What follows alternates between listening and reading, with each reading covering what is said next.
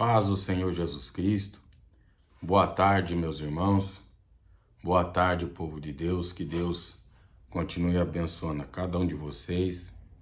Nessa tarde, meus irmãos, nós vamos fazer esta oração se baseando na leitura de Salmo, capítulo 1, para essa consagração. A felicidade dos justos e o castigo dos ímpios. Está escrito assim: Bem-aventurado o varão que não anda segundo o conselho dos ímpios, nem se detém no caminho dos pecadores, nem se assenta na roda dos escarnecedores. Antes, tem o seu prazer na lei do Senhor, e na sua lei medita de dia e de noite.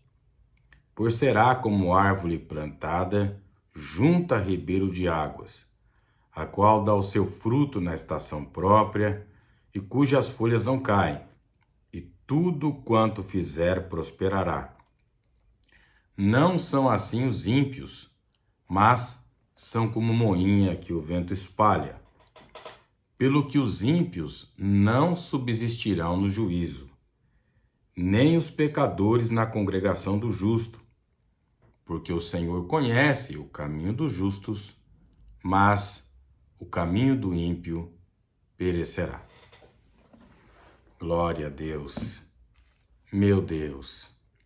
meu Pai, em nome de Jesus Cristo, perdoa, meu Deus, os meus pecados, Senhor. Perdoa, meu Deus, as minhas falhas, meu Pai. Senhor Jesus Cristo, perdoa os meus pecados. Perdoa as minhas falhas, Senhor. Meu Pai, eu quero ser um homem bem-aventurado. Eu quero também, ó Deus, que as pessoas que estão ouvindo esta oração sejam homens e mulheres bem-aventurada, porque sempre é bem-aventurado um homem que não segue o conselho de pessoas ímpias, o conselho de pessoas maldosas. Ó Deus, essa irmã que está sendo influenciada por pensamentos, por palavras baseadas em maldade, livra essa irmã, livra esse jovem da influência do mal, meu Pai. Ó Deus, quantas mães que oram pelos seus filhos, que estão vivendo por influências do inimigo. Quantas mães que estão agora orando, pedindo pela vida do seu filho, que tem más amizades, que estão sendo influenciados por homens maus, por homens sanguinários. Ó Deus, em nome do Senhor Jesus, tem misericórdia, glória a Deus, da minha vida, dos meus irmãos.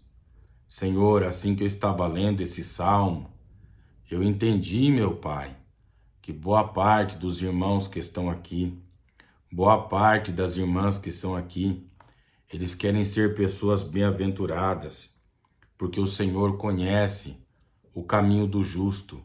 O Senhor conhece, meu Deus, o caminho não só do justo, mas a direção que cada pessoa trilha. Ó Deus, tem misericórdia de mim, tem misericórdia da minha irmã.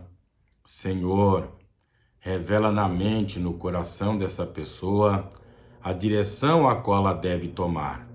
Meu Pai, em nome do Senhor Jesus Cristo, revela não só na minha mente, no meu coração, mas nos corações dos nossos irmãos. Senhor, revela, meu Pai, e quando eu digo revelar, meu Deus, eu peço que o Senhor coloque no coração dessa pessoa prazer pela lei do Senhor, prazer pelas suas palavras, porque a pessoa que gosta, meu Deus, das suas palavras, as pessoas que leem a sua palavra, em oração faz esse pedido para que fiquem longe das influências do mal, são as pessoas que acabam sendo direcionadas de maneira correta. Senhor, porque o Senhor falou que o Senhor conhece o caminho do justo. mas o caminho do ímpio, o caminho da pessoa que não conhece a palavra, perecerá. Ó Deus, dá bom ânimo a esse coração, essa irmã que está desanimada, essa irmã que está com medo, essa pessoa que está assustada, essa pessoa, meu Pai, que já não tem mais a mesma convicção, a mesma segurança. Ó meu Deus, em nome de Jesus Cristo, meu Pai, toca na vida dessa pessoa com a presença do Espírito Santo. Toca também na minha vida, meu Deus, com a presença do Teu Espírito. Ó meu Pai, em nome do Senhor Jesus Cristo, eu te peço perdão. Me perdoa dos meus pecados, das minhas falhas. Perdoa todas as minhas dívidas. Usa de misericórdia, não só comigo, mas com todos os irmãos e irmãs que participam dessas duas orações. A oração que acontece agora, às 15 horas da tarde, e a oração que acontece às 10 horas da noite, às 22 horas. Meu Pai, às 22 horas, nós estamos em santo jejum a Ti, meu Pai. Ó Deus, e o Senhor já começou a mover as suas mãos. As pessoas já começaram a receber das suas mãos as bênçãos do céu. A campanha, o jejum que move a mão de Deus, é uma campanha maravilhosa. Meu Pai, em nome de Jesus Cristo, tem misericórdia, meu Pai. Perdoa as minhas dívidas, perdoa os meus pecados, perdoa, meu Deus, as minhas falhas. Senhor, eu te peço agora, me dá sabedoria, me dá fortaleza, meu Pai, através do poderoso nome de nosso Senhor e Salvador Jesus. Amém. Glória a Deus. Agora nós vamos, de maneira clara, entregar as revelações do Espírito Santo que Deus me deu através da palavra. Salmo capítulo 1, primeiro. Bem-aventurado o varão que não anda segundo o aconselho dos ímpios. Aqui tem uma revelação. O que é o conselho do ímpio? Às vezes você está sem direção e você às vezes tenta procurar alguém que te dê uma palavra de apoio, uma orientação, e você não observa se essa orientação, se essa palavra de apoio é uma palavra baseada na bondade ou na maldade. Então em Salmo ele fala que bem-aventurado é o homem que não anda segundo o conselho de pessoas maldosas e nem se detém no caminho dos pecadores. Quer dizer, você não anda com pessoas que têm um comportamento negativo e nem se assenta nas rodas dos escarnecedores. Quer dizer, chegou o horário de almoço, na empresa, no trabalho, e às vezes você vai se sentar e conversar com pessoas que estão falando mal de outras pessoas, né? Então, esse não é um bom caminho. Pastor, o que é o bom caminho? Salmo 1:2. Antes tem o seu prazer na lei do Senhor, e na sua lei medita de dia e de noite. Então, quer dizer, quando você começa a ler a Bíblia Sagrada, você encontra um problema específico seu. Então, não sei se vocês sabem, todos sabem, que dentro da Bíblia Sagrada existem histórias que são parecidas com as histórias que nós vivemos, né? A história de Abraão, que era um homem que saiu da sua terra, de Ur dos Caldeus, e procurava ter a sua casa própria. Então Deus deu para Abraão uma terra. E ali tem toda uma experiência que você pode explorar em seu favor. Quando eu digo explorar, você pode ler e pode meditar quais foram as atitudes que fizeram Abraão acertar e quais foram as atitudes que fizeram Abraão errar. E a partir do momento que você fizer isso, a partir do momento que você identificar uma passagem na Bíblia que fala com você e tentar entender o que as pessoas fizeram para resolver o problema dela, então você começa a ter prazer, você começa a entender, porque ali tem muita coisa que fala conosco. Bom, a partir do momento que você fizer isso, então Salmo 1, E versículo 3 começa a se cumprir na sua vida. Pois será como árvore plantada junto a ribeiros de água, a qual dá o seu fruto na estação própria, cujas folhas não caem e tudo quanto fizer prosperará. Então, o primeiro ponto. Uma árvore plantada junto a ribeiros de água, claro, ela tem acesso à água de maneira mais fácil. Se chover ou não chover, ela vai ter acesso à água. E ela tendo acesso à água, no período da estiagem, da seca, ela mantém-se reverdejante. Quer dizer, a partir do momento que você começa a absorver os ensinamentos bíblicos e tentar identificar aonde você errou e você acertou, quando você começa a perceber e praticar isso, quando vem uma grande crise sobre o país, quando vem uma grande crise sobre a vida das pessoas, você não vai perecer. Deus vai sustentar você como árvore verde, vistosa. Você não vai passar pela aflição da sequidão. E aí ele continua, né? Cujas folhas não caem, né? E o seu fruto dá na estação própria, e tudo quanto fizer prosperará. Então, se você passa por um momento de crise com mais tranquilidade, porque você tomou as atitudes certas, você tomou as atitudes corretas, você fez o que era correto, que dentro da sabedoria divina, dentro daquilo que você conseguiu absorver da Escritura, na hora de dar fruto você vai ser mais destacado que os demais. Essa é a outra característica. Bom, e aí vem a conclusão.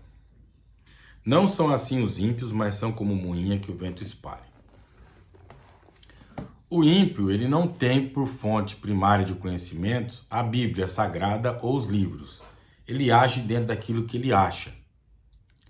No meu ponto de vista, é um erro a gente não estudar a Bíblia e tentar, né, absorver dela aquilo que é bom, aquilo que é benéfico, aprender com os erros e fazer o certo para não errar, quer dizer, copiar aquilo que deu certo.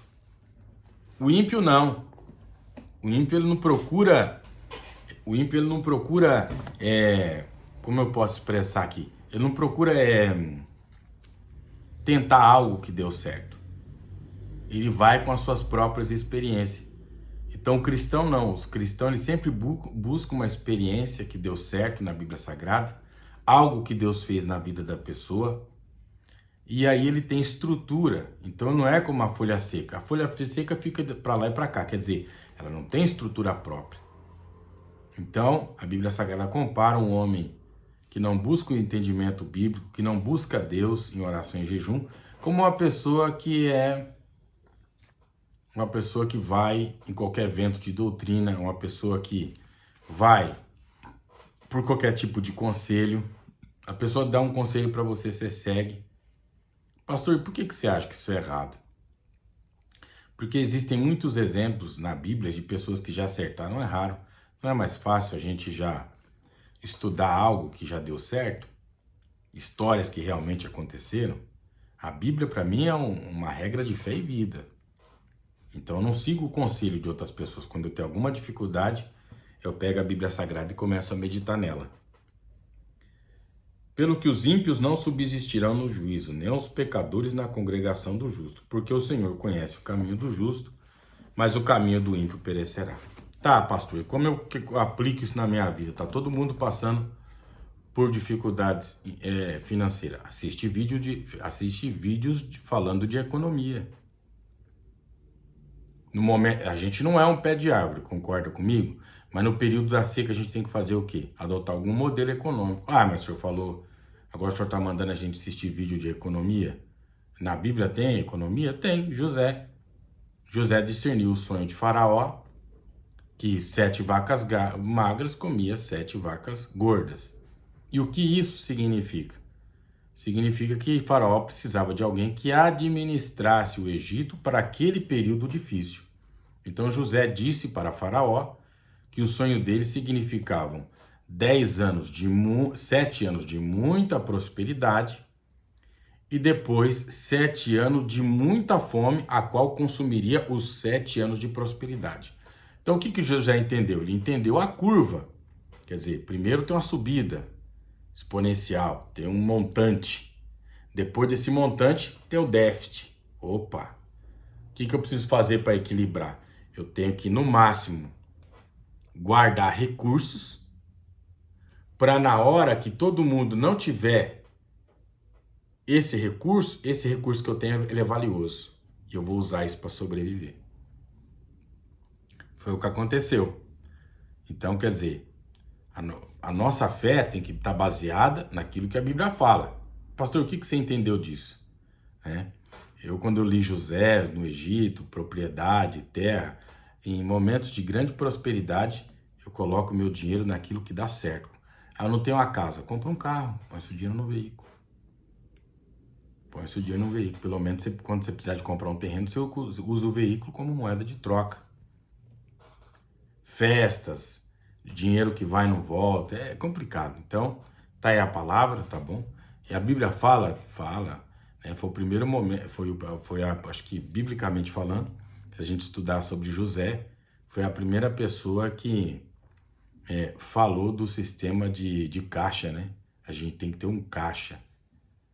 Falar do caixa. Estocar o que é? Você ter um caixa para nos momentos de dificuldade poder passar pela transição de maneira tranquila. É por isso que ele cita ali que quem está próximo do rio, no tempo da seca, as folhas não caem. E na hora de dar fruto, prospera.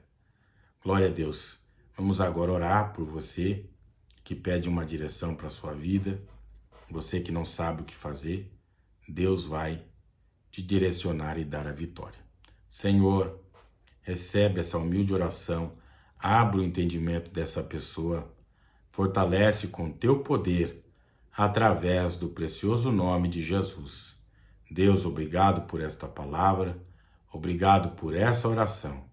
Confirma, meu Pai, a bênção e a vitória, através do nome de Jesus. Amém. Deus abençoe. Fiquem todos com Deus.